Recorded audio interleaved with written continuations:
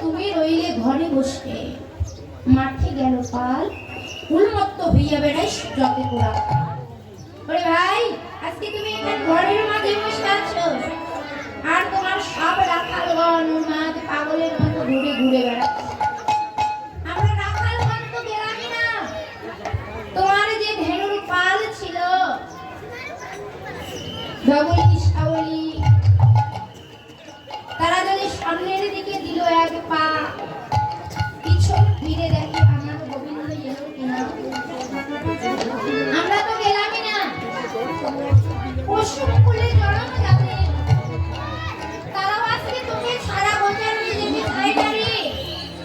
তারা যায় যায় আর ফিরে ফিরে যায় আমাদের প্রাণ কানাই আসে কিনা। আর নয়নে জলে পক্ষ বিগলিত করে কাঁদে, আর জানাই কানে বিহীন আমরা চরণে দিতে পারবো না। তাই বাবা পশুকুলে জন্ম পেল, পশুকুলে জন্ম দিয়ে ভগবানকে রাখছে, ভগবানের জন্য নয়নে জলে আর আমরা বললাম কি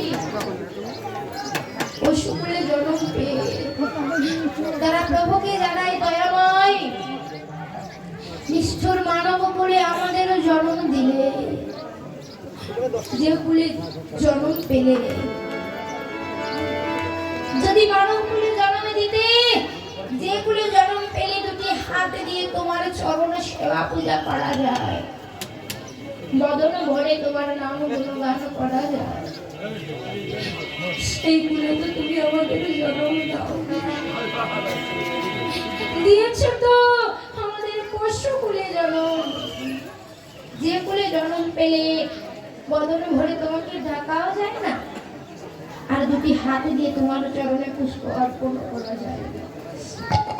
প্রভু, আমাদের দুর্লভ মানব কুলে জন্ম দাওনি, তাতে আমাদের কোনো দুঃখ নেই, কিন্তু আমরা তো পেয়েছি তোমার সঙ্গ। এই বৃন্দাবনে জন্ম পেয়েছি, তুমি আমায় আশীর্বাদ করো।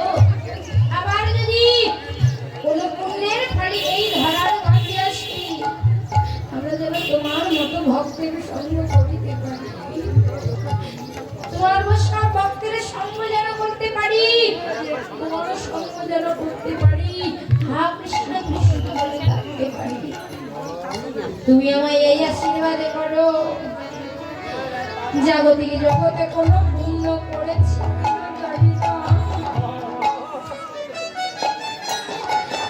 আবার যদি কোনো পুণ্যের ফলে আমরা জন্ম পাই,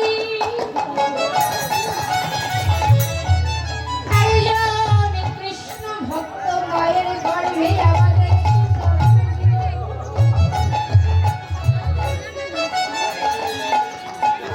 রুচি হব, তাতে কোনো দুঃখ নয়, হয়ে সুচি হব। আমি সকালে সকালে সাধু গুরুর বাজারে গিয়ে সাবধান অভিমান গৌর চরণে অর্পণ করে দিয়ে সব ভক্তের